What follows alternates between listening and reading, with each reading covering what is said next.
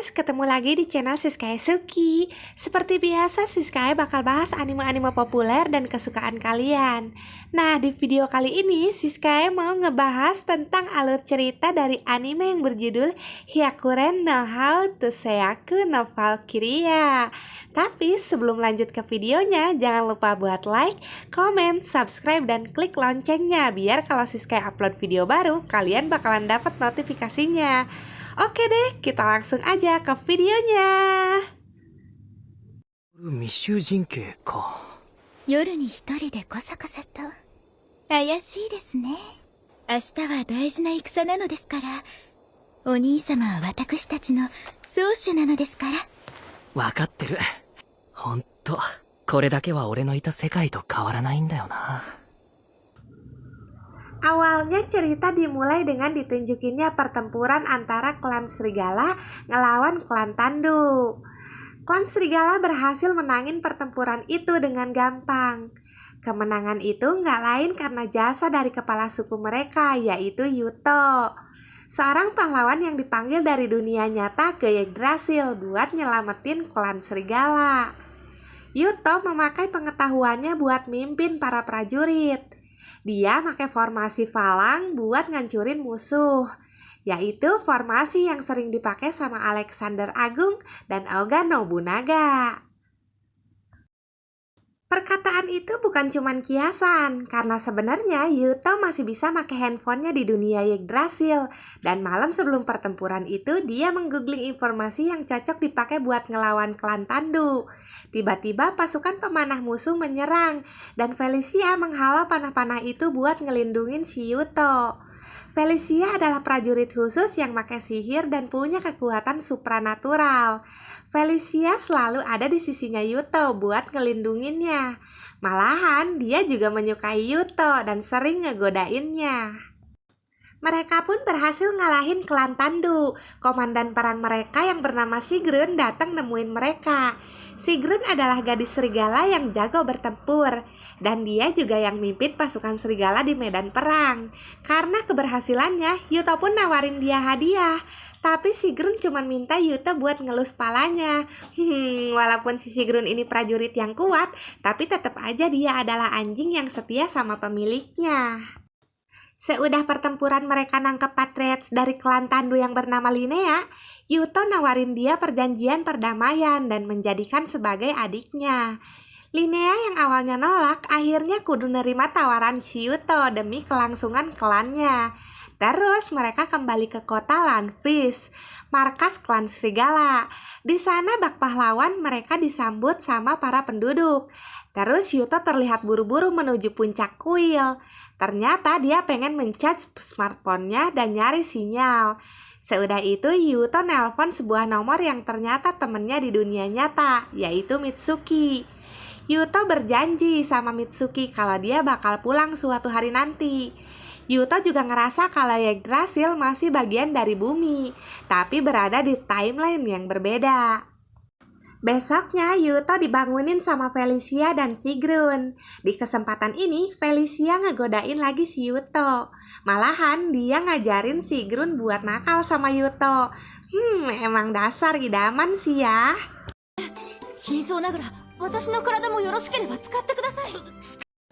Seudah itu mereka melakukan pertukaran cawan sama Linnea buat ngeresmiin kerjasama klan Serigala dan klan Tandu.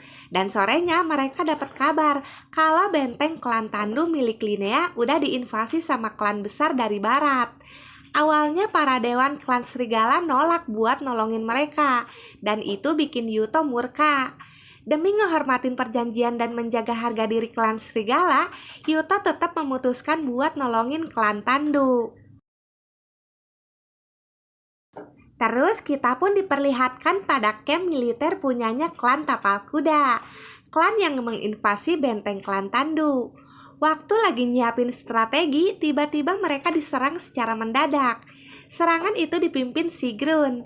Kayaknya Yuto udah memerintahkan pasukannya buat ngelakuin taktik gerilya.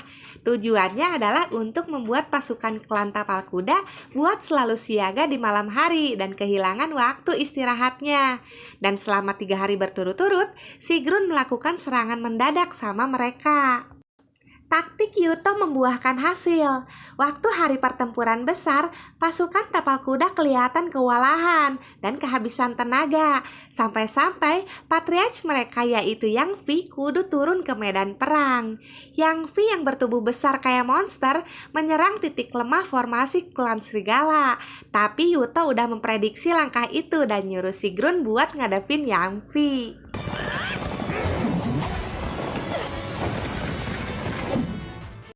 Sigrun dengan senjata barunya yaitu katana berhasil ngalahin Yang Vi dengan mudah.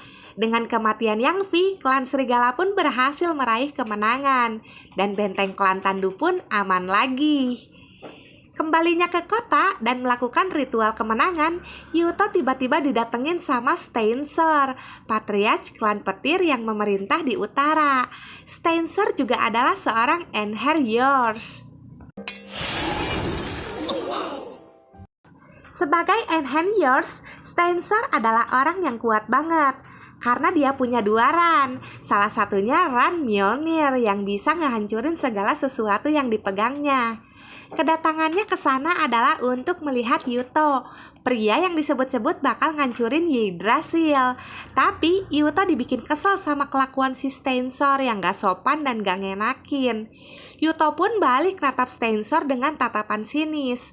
Kelihatannya Steinser cukup terkesan sama sosok Yuto, dan itu bikin dia semangat buat ngelawannya suatu saat nanti. Seudah itu Steinser pun pergi ninggalin mereka.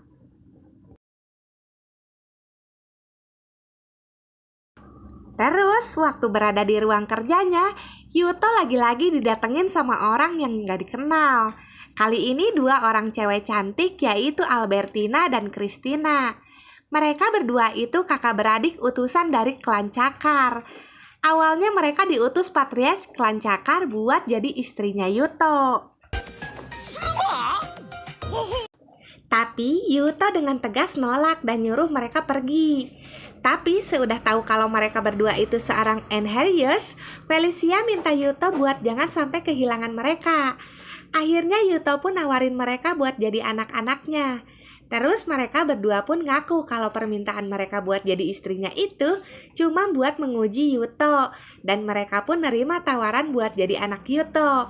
Tapi sebelum resmi diangkat anak, Yuto minta mereka buat ngebuktiin dulu kemampuannya. 狼の宗師の直杯安くはねえぜ。 Lalu tantangan perang dari klan petir pun datang. Klan yang dipimpin Steinser itu lagi siap-siap buat nyerang klan serigala. Terus Christina minta Yuto buat ngirim mereka sebagai mata-mata. Tapi Yuto khawatir sama keadaan mereka. Seudah itu Christina nyuruh Albertina buat nunjukin kemampuannya. Ternyata Albertina adalah seorang asasin handal. Melihat hal itu, Yuto dengan yakin mengirim mereka sebagai mata-mata ke markas klan petir. Dan waktu Yuto lagi ngecek wilayah perbatasan klan mereka dengan klan petir, dia dapat ide buat make trik milik Han Xin, seorang jenderal militer Cina yang tersohor. Lalu Yuto nyuruh Linnea buat nyiapin segala sesuatunya. Waktu rapat strategi sebelum peperangan, mereka mengetahui fakta kalau kekuatan utama dari klan petir adalah patriarch mereka, yaitu Steinser. Steinser selalu berdiri di garis depan dan memakai kekuatannya buat ngancurin pasukan lawannya seorang diri. Yuto pun gak bakal ngebiarin klan serigala kalah dari klan yang cuman ngandelin satu orang aja kayak gitu. Pertempuran antara klan petir dan klan serigala pun dimulai.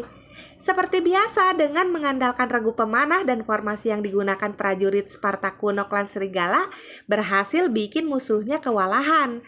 Apalagi mereka pakai busur dan panah yang teknologinya lagi maju. Dan tentu aja, itu jasanya Yuto dari pengetahuannya. Yuto pun melihat kalau pasukan klan petir sangat terkoordinasi dan gampang dikalahin. Terus dia pun ngasih sinyal sama Sigrun buat nyerang dari sisi samping formasi musuh. Dan Sigrun berhadapan langsung sama Sylvie, ahli strategi dari klan petir. Sigrun tanpa kesulitan berhasil ngalahin Sylvie. Tapi waktu mau ngehabisinnya, Steinser datang buat ngehalanginnya. Dan akhirnya Sigrun bertarung lawan Steinser. Tapi kekuatan Stentor kuat banget sampai bikin tangan Sigrun bergetar hebat waktu nahan serangannya. Melihat peluangnya tipis buat menang, Sigrun mutusin bawa mundur pasukannya. Seudah ngalahin Sigrun, Stentor ngamuk dan ngancurin formasi Valens dengan mudah seorang diri. Melihat hal itu, Yuto memerintahkan pasukannya buat mundur ke tempatnya yang udah direncanakan dan menyuruh salah satu Enhiersnya yaitu Scarfish buat nahan Stentor. Scarfish yang lebih berpengalaman daripada Sigrun berhasil menahan dan ngelukain Stentor, dan hal itu bikin Stentor kagum. Stentor pun ngajak Scarfish bertarung habis-habisan, tapi Scarfish menolaknya karena tugasnya cuma buat menahan Stentor dan ngasih pasukannya waktu buat kabur. Waktu mau ngejar Scarfish, Stentor dihentikan Shelby. Shelby minta Stentor buat nggak gegabah dan ngisi tenaganya dulu. Terus Stentor setuju saran Shelby dan dia menyuruh Fink mengejar Scarfish.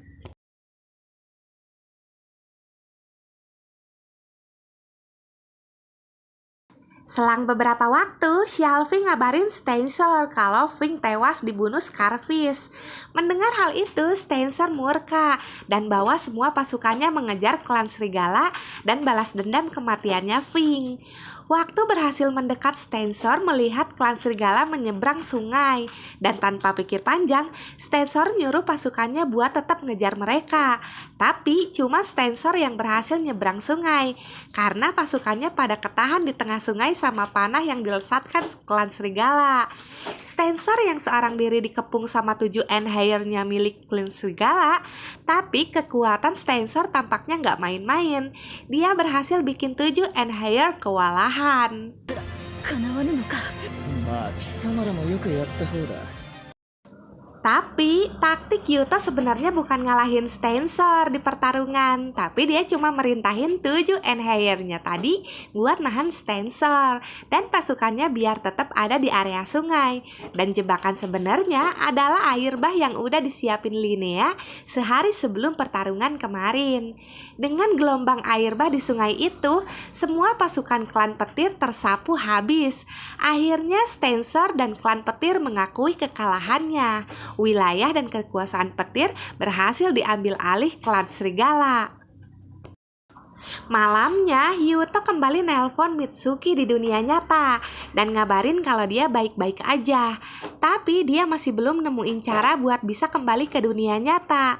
Mitsuki pun menjawab kalau dia bakal selalu menunggunya. Dan keesokan harinya, para gadis meminta Yuto berlibur. Seudah mereka setuju mereka pergi ke pemandian air panas di sebuah gunung. Nah, bisa dibayangin kan apa yang bakal kejadian? Tuh cewek-cewek pada rebutan biar bisa ngelayangin si Yuto dengan berbagai cara. Dan Yuto pun pingsan karena mimisan.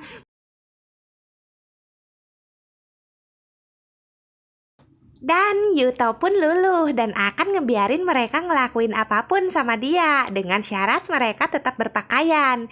Mendengar hal itu, mereka langsung nyerang Yuto sekaligus sekali lagi. Terus, sekembalinya ke kota, Yuto bermimpi tentang kejadian 2 tahun lalu waktu dia diangkat Patriarch klan Serigala. Sebenarnya ada kandidat lain selain Yuto yang bakal dipilih jadi Patriarch, yaitu Lobster yang adalah kakak dari Felicia. Tapi ayah mereka yaitu Patriarch sebelumnya menentukan pilihan sama Yuto buat jadi penerusnya. Yuto yang dari awal cuma pengen balik ke dunia asalnya, ya jelas nolak dan bilang kalau Lobster lebih pantas jadi penerus Patriarch. Tapi Lobster justru menuduh Yuto berpura-pura. Lobster pun berusaha menyerang Yuto dengan pedangnya, tapi ayah mereka melindungi Yuto dan meninggal dunia. Lalu si Lobster pun kabur. Waktu kebangun dari tidurnya, Yuto dapat kabar kalau klan tapal kuda yang pernah mereka kalahin dulu udah ditaklukkan klan nomaden yang disebut Panther. Dan yang ngejutin lagi, klan Panther memakai persenjataan-persenjataan modern seperti yang klan Serigala gunakan.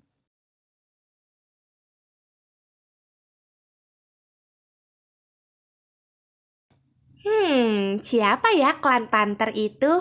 Gimana bisa mereka bisa punya teknologi-teknologi modern? Penasaran gak nih?